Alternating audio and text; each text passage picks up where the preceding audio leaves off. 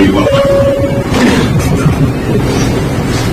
Thanks for listening to little Peter's story. Did anyone know Peter by chance? Yeah. So he's a memorable personality, and I think he had his quirks, but he also was able to lead and change a very difficult environment to transform. And right now we have a thriving specialty due to his work and a number of other pioneers that were somewhat of rebels in a traditional environment where people weren't getting the care they needed. So with that, I'd like to dive in a little bit to my story. I'm an emergency physician, and as many of you may have experienced personally, the modern day healthcare experience is broken. And a large part of that is due to lack of easy communication between care teams and patients, as well as easy connectivity between care teams and other care teams in the community. So to understand why we started the company, I want to talk to you about our story with working on other telemedicine platforms. Myself and two other emergency physicians co-founded the company several years ago and worked on multiple telehealth platforms and found a universal problem that I couldn't connect with my trusted colleague in my community for that last mile of care after seeing a patient virtually. And so often I'd take care of a patient, be able to do a lot of self-limiting illnesses, but I couldn't be able to send a HIPAA-compliant message to a local nephrologist or allergist for easy referral capabilities. And so we launched our telemedicine platform, the Care Network platform, this summer, and we've been able to see about 25% month-over-month paid user growth since launching, and starting to see somewhat of a network effect take place here in Colorado with the model. It's been incredibly hard. It's been the hardest thing I've ever tried to do, and it's still a fight. But I think that there's an opportunity to unite top independent practices in a community in a way that can deliver better care at a lower cost relative to the other options in the marketplace today. Why HippoHealth? Where'd that name come from? We also take care of large African mammals, actually, on the platform. So it's in reference to Hippocrates. So we all took an oath as physicians, but unfortunately, healthcare has gotten way complicated, and it's really led to a lack of human connection that's really essential to good medicine a lot of times. So to understand why what we built we think is important, I want to share a vignette of a clinical case with you. So I had a patient 2 months ago who reached out on the platform. He was a 60-year-old gentleman, smoker, no PCP, high deductible plan, working up in Boulder, doing manual labor, and was up on a ladder and kind of twisted his neck a little funny, got a twinge, and was hurting, but didn't want to run to the emergency department and pay $1,500 from his high deductible. And he didn't have a primary care, so he just, as a typical guy might do, and just waited out to see if it gets better. So two weeks later, he is still having pain. In fact, his pain's worse. And now he's having vertigo and dizziness. And he's getting scared. He still doesn't really want to go to the emergency department because now, who knows, he's probably going to get a bunch of imaging. He might, maybe he's having a stroke. He doesn't know. So he reaches out to us on our platform, and I'm able to assess the patient, get his story, and realize, geez, this guy really does need to be seen in the next 12, 24 hours. He could have an evolving stroke. He could have a vascular dissection of a vertebral artery. Probably it's just a neck sprain, and he's got some peripheral vertigo. But on prior telehealth platforms, I would have had to say, I think you need to go to the emergency department. With our platform, I was able to reach out to Carl Meredith, a PCP in Louisville at Coal Creek Family Medicine, and say, hey, I got a guy here, he's older, worried that he could have some sort of a vascular issue. Any chance you can get him in and get him seen? And he said, oh yeah, no problem, we'll see him right in the morning. And he was able to have his front office staff call the patient, talk to him within a matter of an hour, get him in the next day. So got to see a PCP who I knew and trusted, that I knew would do a good neurologic exam, and patient loved his doctor. He got a reassuring visit. It was probably $150 rather than going to the emergency department where you could have seen me as a resident or just out of residency and scared shitless, and I would have maybe ordered a CT angiogram of the head and neck, and he would have ended up with a $10,000 bill. So that's why we're excited about what we've been working on. And are you seeing Corona driving the business yet? We think Corona will be a short-term catalyst for what we're doing, and we're having some discussions at the state level and the public health level right now, where there's not a clear solution for allowing mobile care teams in various communities outside of the urban area to be able to go in, assess a patient, connect a patient with state authorities or local public health in the county for monitoring, keeping patients at home. So we're talking with one of the counties up in the mountains about doing a pilot as coronavirus starts to likely hit our community with helping with keeping patients in isolation, but still being able to get real-time decisions on changes in symptomatology. Sounds like you need to talk to Jim in Estes Park.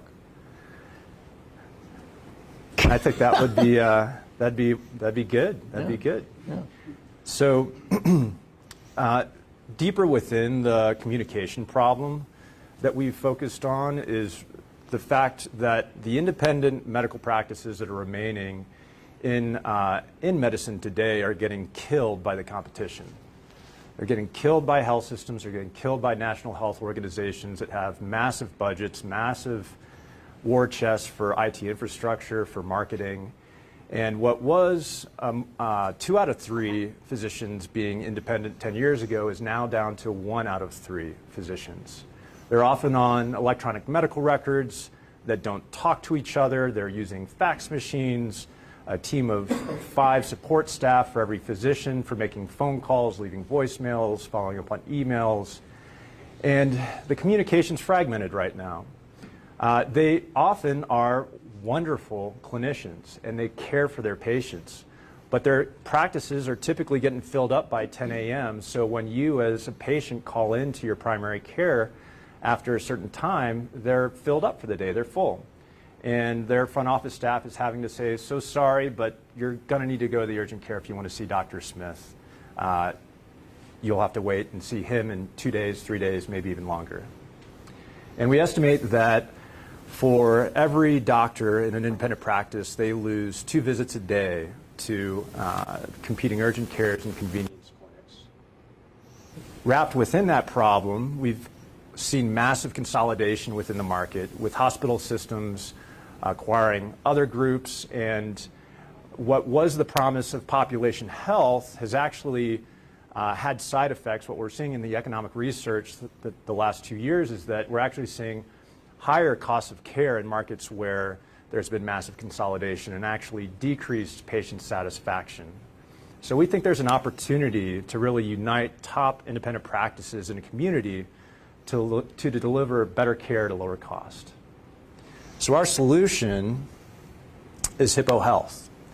We give you an easy, simple way to talk to your doctor and your care team, and then allow that care team to talk to other care teams in the community, whether they're in the same practice or not, or whether they're on the same EMR or not.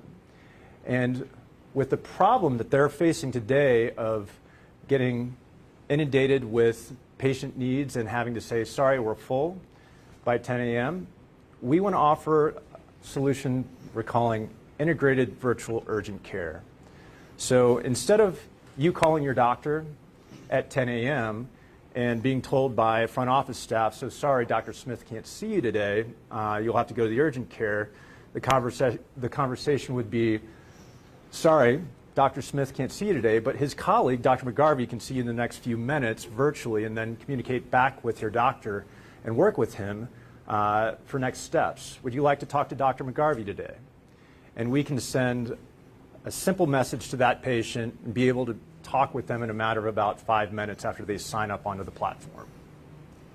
Does the patient actually talk to Dr. McGarvey, or is it a Dr. McGarvey bot or a nurse practitioner or an AI-driven whatever? So our model is to try to allow patients to talk to the doctor now. So we've got a team of 7 emergency physicians that are covering the platform. Right now our coverage is 10 a.m. until 6 p.m., 7 days a week, and we're looking to expand those hours. The team all worked together for about 13 years at Good Samaritan Emergency Department and Lutheran Emergency Department. One thing that we've learned in this whole process is it's all about the people, and we trust each other with care coordination and quality of care. So we're mainly focused right now on serving busy practices here in Colorado, established care teams and clinics that are having that problem of overflow and patients ending up needing to go to a convenience clinic. Ultimately, we think that it'll benefit those groups by driving patient loyalty to those established practices. And then ultimately with our care network model and what I described initially of a patient needing a referral into a PCP who didn't have a PCP, we think we can drive qualified referrals into those established practices and really focus on serving the independent practices as our primary target customer. And the revenue model, who pays you to do this? So we offer up the platform for a price point that's cheaper than Zoom, so $100 per month for up to 5 care professionals on the platform. And who pays that? Who's the customer? The clinic pays that. So the professional corporation, the practice pays that. I see. Of the family. So the people who are ultimately going to get the referrals pay for it. Yes, that's right. That's right.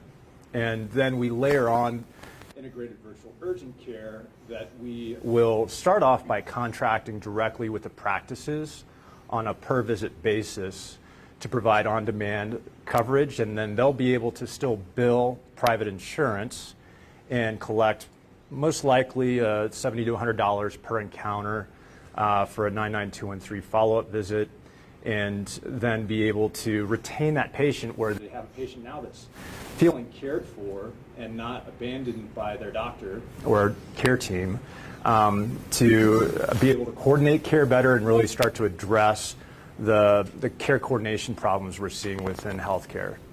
And how is the visit integrated into the EMR? So right now we're doing PDF, push and pull files. We also have a partnership with Redox, an API company that allows us to integrate with up to 80 EMRs. And we essentially are working with each practice on a case-by-case basis with their workflows and trying to minimize any disruption to their workflows as best as possible. So since we launched this summer, we've been seeing about 25% month-over-month growth in paid users.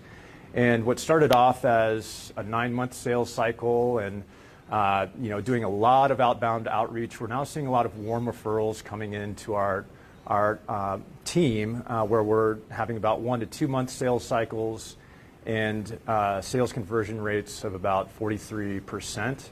All the sales meetings we're taking with 0 churn so far. We also, with that bottom-up local model, are seeing a lot of interest nationally from various organizations that represent about 47,000 providers nationally. And we were fortunate enough to get to present at this year's American College of Emergency Physicians Conference, where we won the most innovative digital health company. Yes? So basically what you're doing is taking freestanding physicians and taking the urgent situations out of their day, which makes their day 100% better and creates positive feelings with their patients about being cared for. Is that That's what right. you're understanding? That's right. Yeah, I think. Amazing. Thanks. It's taken a long time, and we'll get to the messy stuff after the pitch. But I think we've worked on a number of different iterations of the model before just falling into this solution. So As a physician, I experienced hemicresis, and the person I called at my then primary care doctor said I would have to be seen in 2 weeks. yeah, That's yeah, it's not. in reality what's happening. Yeah. Do you see any barriers of trust issues with the patients from? That's a great question. Yeah. So another problem that I didn't really mention within the communication issue is that telehealth has had very poor adoption across the country. It's typically 3 or 4%. Most of the ubiquitous platforms right now are through your insurance. So your insurance says, call this telehealth service. Trust and health insurance don't always go hand in hand. And so we've worked within those models, and what we've found is that really being able to engage with the established practices, like you just described. Who did you call? You called your doctor when you had a medical issue. And if there are pathways that help them engage their patients virtually in the right way and help them grow their practices, then we think that will be the way to really have there be trust within a virtual experience. And there's a fear factor that has to be addressed too with providers and with patients of how's this going to work? What if the connection doesn't work? All these questions, and until they experience it, that's really when the trust starts to build. You might get to this, but how are you measuring outcomes and value? Like outcomes, key results and OKRs and KPIs and blah, blah, blah. So have you actually demonstrated value? So we've demonstrated we can provide patient satisfaction of about 97% with excellent service on the platform. We also have been able to demonstrate response times that are a matter of minutes. We're getting ready to pilot with Dell Medical School in Texas with an orthopedic surgeon that's been studying empathy for 20 years to be able to demonstrate that patients can feel cared for using telehealth, and even more cared for in certain situations. We have a lot of work to do around gathering metrics, and we're in the process of talking with a woman that's been working with EMS agencies for the last 20 years to build paramedicine programs across the country and be able to really develop metrics that can show the cost savings and the value back to the payer and patient and the local practices. So. And as you well know, about 40% of telemedicine visits involve the head and neck, like right. What I Sore do. throat, earache, Right. sinus. So and a lot of those, the treatments have come under question. Right. So inappropriate antibiotic use, blah, blah, blah. So it's a major issue actually measuring outcomes in terms of quality versus face-to-face and all that, let alone the cost, and how do you get your arms around how much money are you actually saving versus just creating another redundant system that for is going self-limiting illness. It's going to have unintended consequences. That's right. Yeah. And that's, I think, very true within a number of telehealth services and platforms today. We hypothesize that by providing that last mile of care and giving the expert physician on their license the ability to say, I think we can wait this out for 12 hours and I can get you in tomorrow. I just chatted with the front office staff of the practice right next to your home, and they can see you tomorrow. Or we can send a mobile team out to your home to assess you in person and really lay hands on you before we make a decision. And the other issue is care teams taking care of patient teams. So while you are doing a noble experiment in connecting doctors, there's a bunch of folks in this room who are trying to deal with the issue of mom who's in a nursing home 1,600 miles away from the daughter who lives in Philly, and the mom gets sick, goes through the platform, and then the daughter in Philly wants to know, so mom, what'd they say? I don't know. Exactly. Yeah.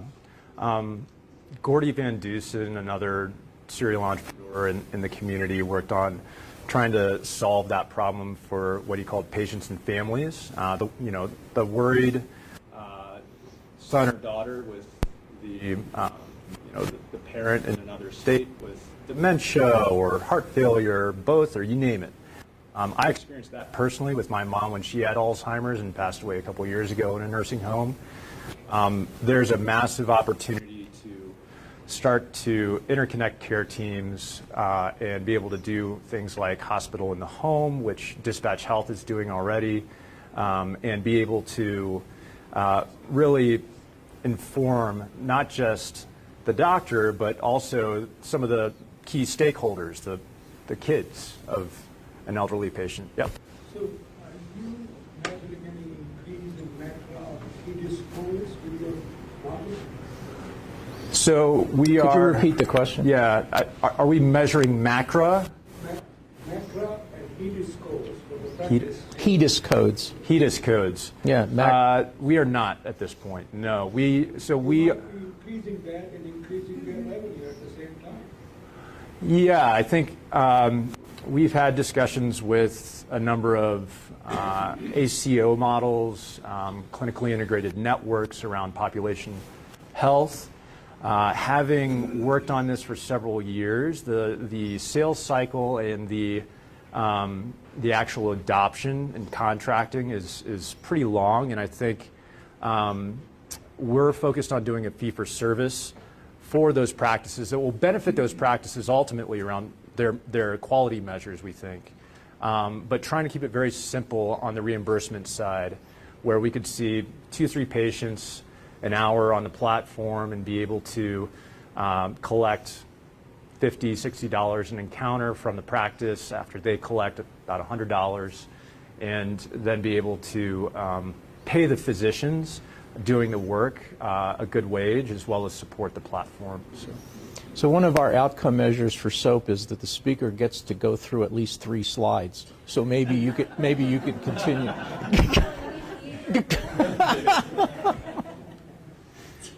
So let's talk about the messy stuff. This is the real crap. So what's worked, what's not worked, what have we learned? So the company started off as a team of emergency physicians that were providing telemedicine services. So I was part of a Democratic emergency physician group here in Colorado, and we had about 30 physicians buy into the group. We worked on multiple telehealth platforms, learned a lot, learned what worked, what didn't work, what we needed and wouldn't get addressed by current technology in the market. Our group got acquired by a private equity-backed entity, and I decided to leave the practice and try to build something different for healthcare. So that happened about 3.5 years ago. We have invested about $1.5 million into the platform, and it's taken a number of iterations. There's a business author up in Boulder named Jim Collins that talks about people having cliff events where you sometimes, as a professional, to really do something different, you jump off a cliff, literally like a suicide moment in your career. And then you start to build the next thing. So I left practice where I worked for about 10 years here in Colorado clinically, helped with business development with a local group, and tried to go build an app. And I didn't know what I was doing. I worked with an agency that built our MVP, learned about that process, then started to do overseas software development, learned about that process. And finally, about 2 years ago, we landed on the team that really is committed and know what they're doing. And at the end of the day, what I've learned is it's all about the people. It has nothing to do with the idea, the technology, the product. You need the right people on the right seats on the bus to be able to do something different in healthcare. And you need alignment. So there's been models we've tried around direct-to-consumer care, selling to employers. We've worked with insurance plans. And there's a lot of misalignment in healthcare right now. So really trying to drill down on where the pain is in the market, where you can serve one customer that you're aligned with, and you need to have downstream benefit to, if we're serving the independent care teams and practices in the community. You need to benefit patient, the payer, the hospital systems, but it's easy to get spread thin, and you need to stay laser focused on who you're serving. The other part is you don't have the answer when you start a company, and being able to listen to your customer, the more you can gather from them on a continuous basis, unfiltered, unprompted, unbiased, that's where the real gold is. And we were able to do about 100 customer interviews through a program called Boomtown up in Boulder that really drove a lot of what we've been doing the last 9 months, and it's made a world of difference. Sorry, I thought you had a question.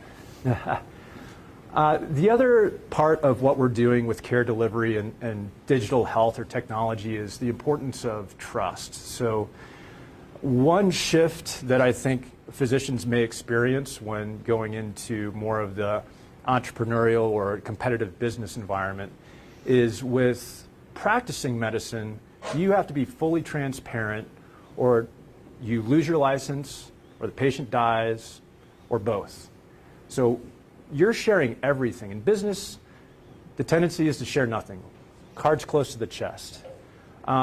Those two cultures coming together, and then you got technology culture coming in as well, creates a weird mosh pit of care providers trying to work within a business model that they may or may not fully trust, with product guys that can't quite understand why the doctor's saying the app doesn't work, the app doesn't work.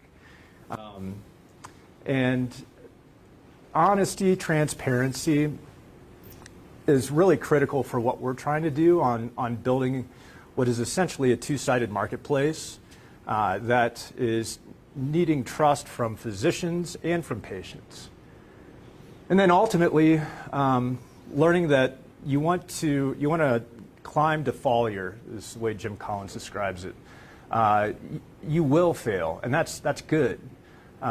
If you assume that you will have the solution right out of the gates, you're not going to have a good outcome. So being comfortable pivoting, listening to the market, continuing to innovate on not just the technology piece, but also the business model, which is probably more critical in some ways as an early stage startup.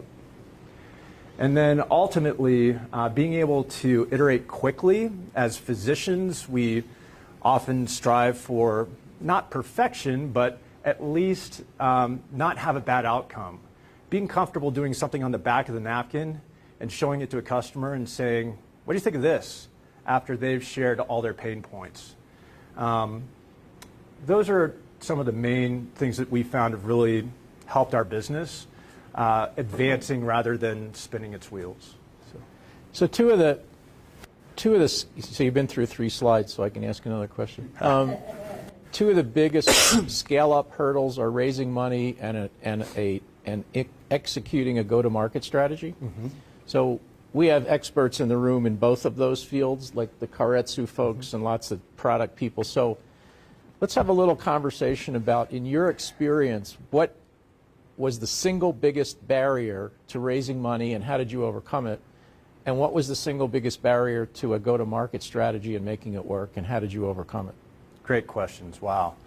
So what were the biggest barriers to raising money and how did we overcome it? And then what were the biggest barriers to our go-to-market and how did we overcome it? And we're working through those right now today still. It's still a daily grind. With fundraising, a lot of it has been relationship-based. So, we've raised most of our money from physicians. So, a persona that can easily relate to that idea of, I can't easily connect with my last mile of care in the community on telehealth. That's annoying, and it's incredibly important. The sales cycle of selling bottom up to small local practices also is not easily captured, I think, by non-physicians. Physicians realize that a lot of what we do is just like relationship based, and it's just talking to somebody. And so we're starting to see that network effect take place here in Colorado with just peers of trusted peers. And the question around our go-to-market is the more you can have a committed, aligned team that's building product, listening to the market, talking to customers, selling to customers, all together on the same page, the faster you're able to go to market and pivot and iterate and adapt and evolve, because ultimately you'll need to do that. Sometimes we feel like we're changing our model every day or so. So from the Kairetsu standpoint, single biggest mistake doctors, parentheses, entrepreneurs make when going to your group asking for money?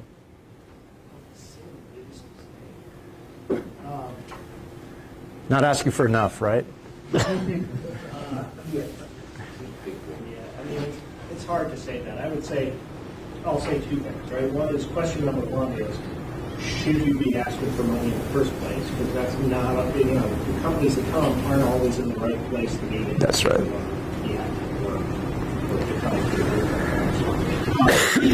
Secondly, for an angel forum like we run, there's an art to raising capital, and so the preparation is key. And we've got entrepreneurs who are unprepared and not ready to present this one. So there's one thing to sit down and have a meeting with a physician who you know or have been introduced to and talking through the story. It's another thing to stand up in front of a group of investors and pitch them, capture their interest, and follow up with that story. And how about go-to-market?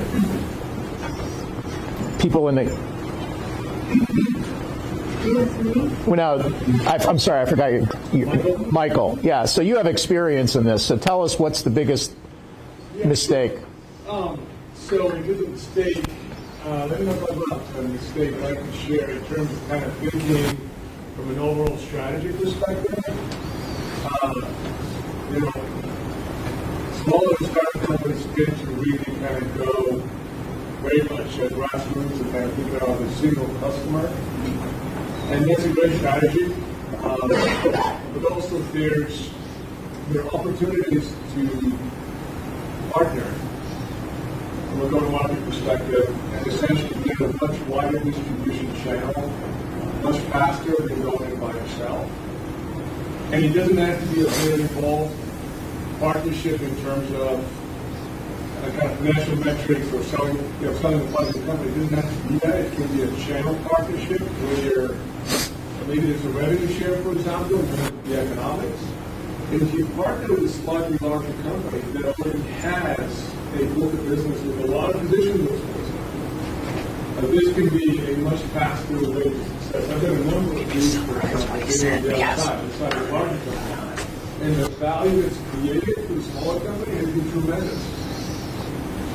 Even though in the first place, the smaller company may be sharing the percentage of the revenues, of the overall revenues, the pace of growth and the pace of adoption is so much faster. You already have all of a sudden 60 people selling your products, and they have a book of thousands of customers, right? So I think that's one key strategy that a lot of people don't think about initially. They kind of go one by one, that's great. But once you get some scale and some traction, you have the proof points. It's a great accelerator. We should actually talk about this specific issue. So if I can summarize what you just said, because we're live streaming this. Yep. The second customer is harder than the first, because the first customer is an early adopter, they're an evangelist, but then you got to cross the chasm and get to the early adopter. So the strategy for launching is different than the strategy for scaling. That's true, yeah. And secondly, explore strategic partnerships where you can widen the distribution channel and widen the base. Is that an accurate? That's correct. Okay, thank you. Okay. The bigger things I've seen is just, slowing down to speed up actually helps out in a lot of. Slow to smooth and smooth is fast sometimes. Yeah. Absolutely. In my experience as president of a medical society, regional EMS director, director of county hospital systems. Everybody kind of knows what needs to be happening. We as human beings can see intuitively when something is wrong and when it's working correctly, and so many things are wrong in our medical system now.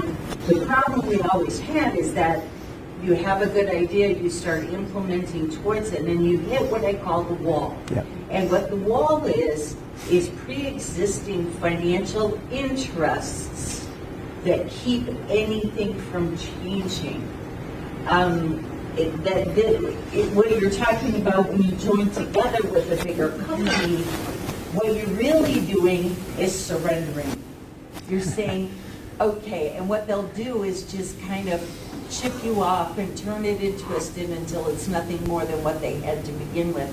I hate to be so negative about that, but I would tend to agree with you. I think that, yeah. So let me just rephrase what you said, Kelly. So how do you prevent a legacy company, particularly in tech, from just simply stealing your idea and folding it into your platforms and say thank you very much?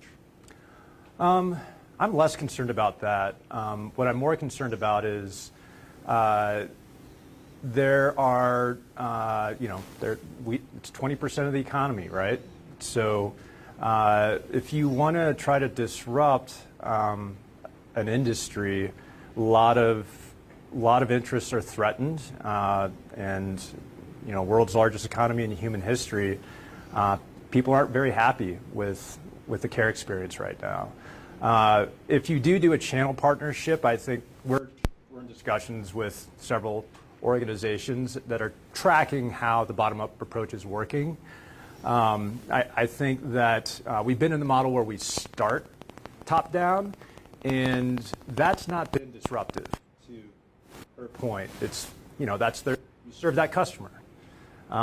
So I think there is an immense sort of interest at stake, whether it's with hospital administration or with insurance administration, that there's a lot of profit being made right now. So we've struggled to contract with private payers based on our model. They already have telehealth platforms, so that's actually served us well. So instead of stopping, we pivot.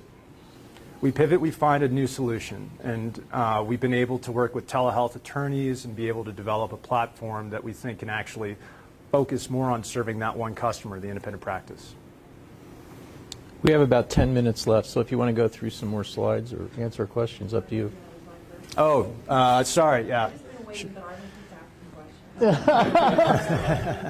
Okay, go ahead and ask your question. Okay. All right. On the flip side, something that doesn't oftentimes get focused on, the whole issue of moral injury, high emotional exhaustion, and burnout for doctors. 40% of the population currently, and this is a risk of the medical community in the future.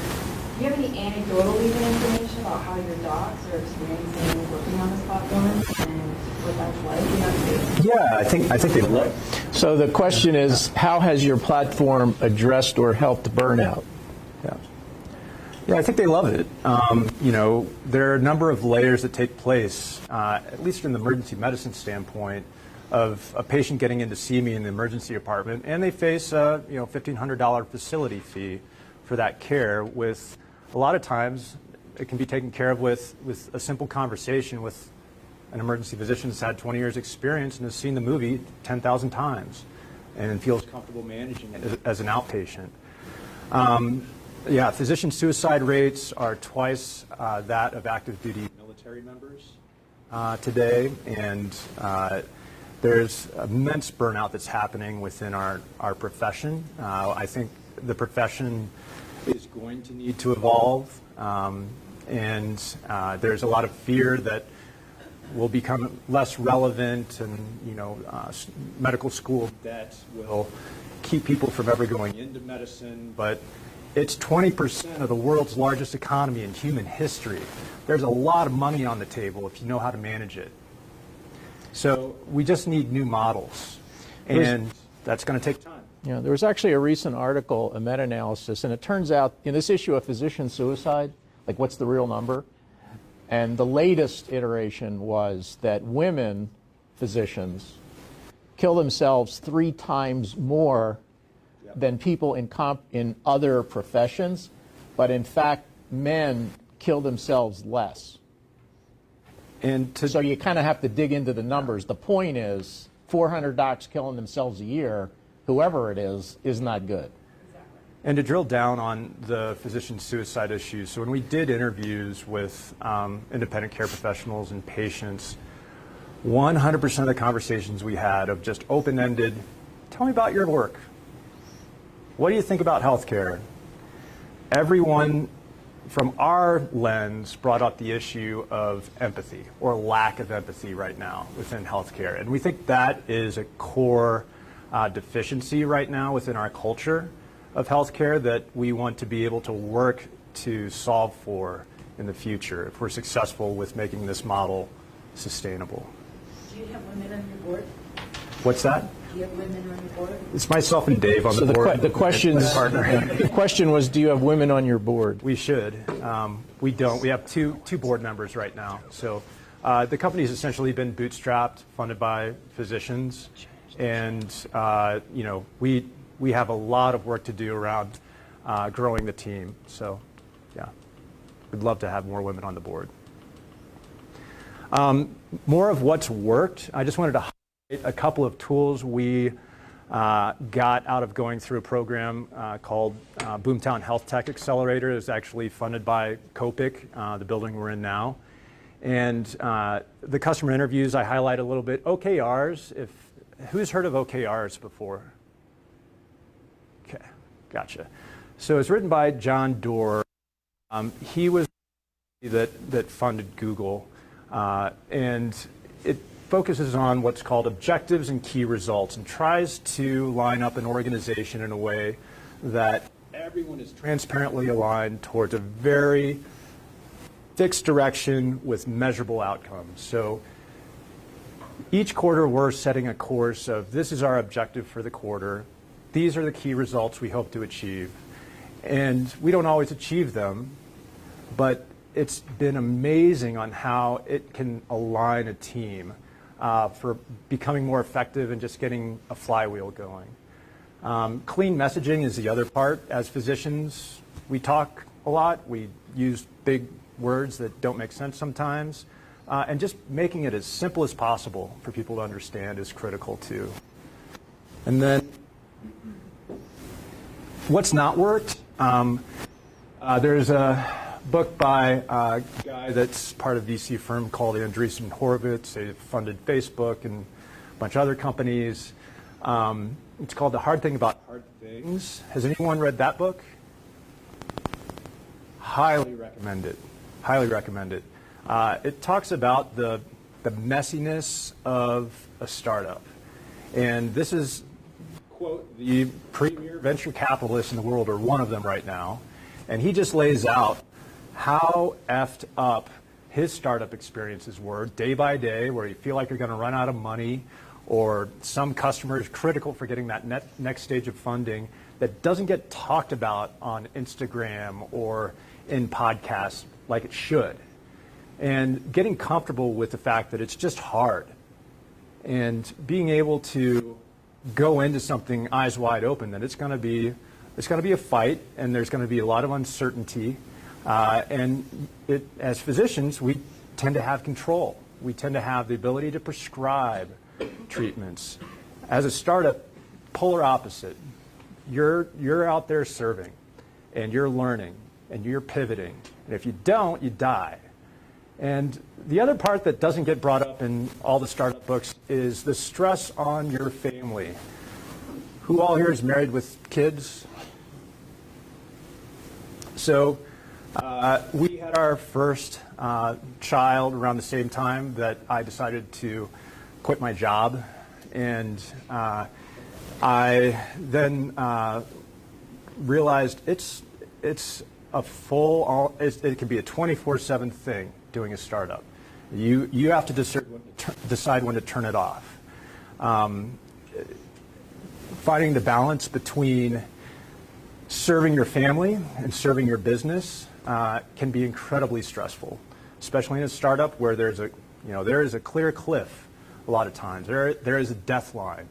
And being able to balance those fears with raising a family, I think, is something that doesn't get talked about enough within doing a startup. People decisions have probably been the best decisions we've made and the worst decisions we've made. So having misinformation or not having a clear understanding of, one, what someone's interests are, two, what their expertise is, three, how committed they are, is the most critical thing in a startup.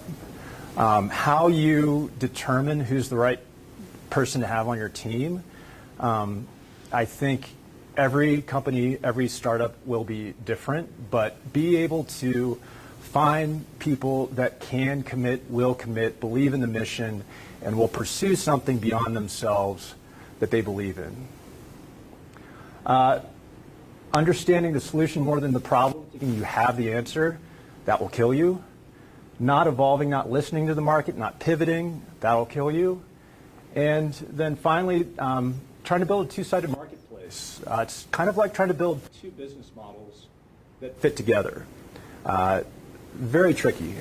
And again, listening to both sides of the market is what we've found gives us the best chance of success. So. Have you had any chance for focus groups?